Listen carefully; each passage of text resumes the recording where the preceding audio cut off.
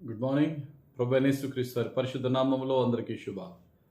ఈరోజు మన అనుదిన ఆత్మీయాహారంగా ఇర్మియా గ్రంథం 2వ అధ్యాయం 13వ వచనం ధ్యానించుకుందాం. నా జనులు 2 నేరములు చేసి ఉన్నారు, జీవజలముల ఓటనైన నన్ను విడిచి ఉన్నారు. తమ కొరకు తొట్లను అనగా బద్దలై నీళ్లు నిలవని తొట్లను తొలిపించుకొని ఉన్నారు. చదవబడిన వచనం మనం చూసినట్లయితే ప్రవక్త అయిన ఇర్మియాతో ఇశ్రాయేల్ యొక్క ప్రజల పరిస్థితిని బట్టి దేవుడని యెహోవా చెప్తున్నమాట. అప్పుడు ఆ యొక్క కాలంలో ప్రజలు ఎలా ఉన్నారట? వారు చేసిన 2 నేరాలేంటి? జీవజలముల ఓటనైన నన్ను విడిచిపెట్టి నీళ్లు నిలవని తొట్లను తయారు చేసుకుని దాని కొరకు ప్రయాసపడుతున్నారు. అంటే అర్థం ఏంటంటే, వారిని నడిపించేవాడిని, వారిని పోషించేవారిని, వారిని సృష్టించిన సృష్టికర్తనైన నన్ను విడిచిపెట్టి వారికి వారే సొంతంగా దేవుళ్ళని తయారు చేసుకుని భ్రష్టులైపోతున్నారయ్యా అని దేవుడు ఇర్మియా ద్వారా ప్రజలకు చెప్తున్నాడు. ఈరోజు మనం కూడా మన లైఫ్ని చెక్ చేసుకుందాం. దేవుడు మనకి నేర్పిన మార్గంలో వెళ్తున్నామా? మన సొంత మార్గంలో వెళ్తున్నామా? దేవుని స్వరాన్ని వింటున్నామా? ఈ లోకపు సాతాను స్వరాన్ని వింటున్నామా? ఆదాము అవ్వలు క్లియర్గా చెప్పాడు దేవుడు, ఈ చెట్టు పండు తినొద్దు, తింటే చేస్తారని. ఆ యొక్క శాపం వారి మీదకి వస్తుందని చెప్తే, తర్వాత సాతాను స్వరము వీరికి దేవుని స్వరము కంటే నమ్మకంగా అనిపించి తినొద్దన్న పండుని తిని శాపాన్ని మరణాన్ని తెచ్చుకున్నారు ఆదాము అవ్వలు. మన జీవితంలో కూడా దేవుని స్వరం మనకి పెద్ద ఆకర్షణగా ఉండదు. సత్యం ఎప్పుడు ఆకర్షణగా ఉండదు, అబద్ధం చాలా ఆకర్షణగా ఉంటుంది. నీతి యథార్థమైన మార్గము కంటికి అందంగా కనబడదు, కానీ పాపపు మార్గము కంటికి చాలా అందంగా కనబడుతుంది. కంటి చూపును బట్టి వెళ్ళిపోతున్నామా? విశ్వాసమును బట్టి వెళ్తున్నామా? మన జీవితంలో దేవునికి దగ్గర ఈ లోకానికి దూరంగా బ్రతికిన మనలను ఈ లోకం ఇంకా ఆకర్షించుకుని దేవుని నుంచి దూరపరిచి భ్రష్టత్వాన్ని నడిపిస్తుందా? భక్తుడైనటువంటి దేమా గురించి పౌలు భక్తుడు చాలా చక్కగా చెప్తారు. దేమా తనను వెంబడించాడు. తిమోతికి రాసిన 2వ పత్రిక 4:10లో నమ్మకంగా వెంబడించినప్పటికీ ఇహలోకాన్ని ప్రేమించి దేవుని మార్గం నుంచి దూరం అయిపోయాడు. దేవుడు మనకిచ్చిన సరైన నీతి మార్గాన్ని మనం విడిచిపెట్టి లోకాకర్షణలకు లోనైపోతున్నామా? తల్లి గర్భములో ఉన్నప్పుడే సంసోను అభిషేకం పొందినవాడు, ప్రత్యేకింపబడిన దేవుని యొక్క సేవకుడు.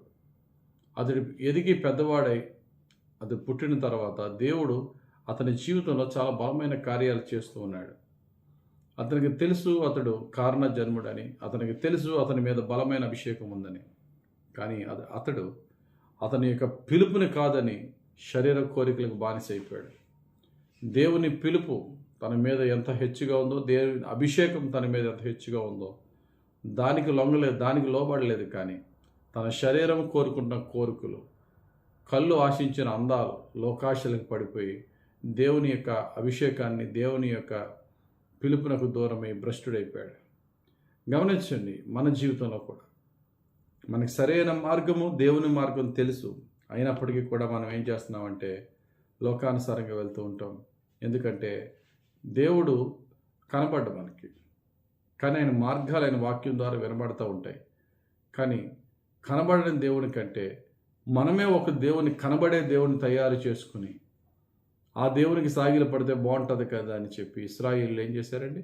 ఐగుప్తు దేశం నుండి కానాను దేశానికి వెళ్తున్న మార్గంలో 40 రోజులు మోషే వారికి దూరమైనప్పుడు వారి బంగారాన్ని తీసి ఒక దూడను తయారు చేసి, ఐగుప్తులో నుండి మమ్మల్ని రక్షించిన దేవుడు నీవే అని సాగిలపడ్డారు.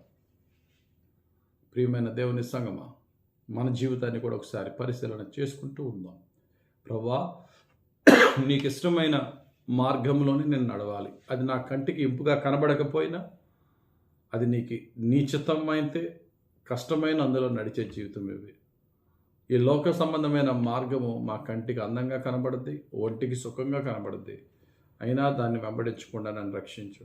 అవన్నీ కూడా నీళ్లు నిలవని గుంటలు, నీళ్లు నిలవని తొట్లు, వ్యర్థం, నా ప్రయాస వ్యర్థమైపోద్ది అందులోకి వెళ్తే. కానీ నీవు జీవజలముల ఓట కనుక నా చివరి శ్వాస వరకు ఈ లోకమును ఏ విధంగా ఆకర్షించినా నీ ఆకర్షణలో, నీ మార్గంలో నేను నడిచి నీ జీవములోనికి, నీ నిత్య జీవములోనికి చేరే భాగ్యం నాకు ఇవి ప్రభు దేవుడిని అడుగుదాం.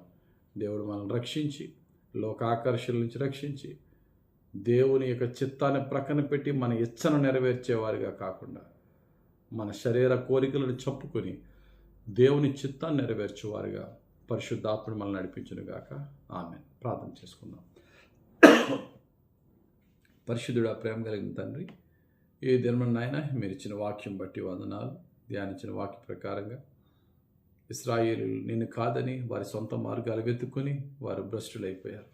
మా జీవితంలో ఏ విషయాల్లో నీ చిత్తం ఏంటో తెలుసుకుని కూడా ఈ లోకంలో ఆకర్షణగా ఉన్న మార్గాలు మేము వెతుక్కుంటున్నామో ఇప్పుడే మమ్మల్ని కరెక్ట్ చేసి సరిచేసి, కంటికి ఇంపుగాను ఆకర్షణగాను లేకపోయినను, ఇరుకుగాను ఇబ్బందిగా ఉన్నను నీ మార్గంలో నేను నడిచి నీ గొప్ప విజయాన్ని, నీ గొప్ప సమాధానాన్ని పొందుకునే భాగ్యం ఇప్పుడు ఎల్లప్పుడూ మాకు దయచేయమని యేసుక్రీస్తు ప్రభు పేరట యేసయ్య నామంలో ప్రార్థించి వేడుకొనిచున్నాం తండ్రి. ఆమేన్. తండ్రి యొక్క కుమారుని యొక్క పరిశుద్ధాత్మ దేవుని అభిషేకం వలన యేసయ్య మార్గంలో నడిపించి దీవించును గాక. ఆమేన్. God bless you. Have very blessed day.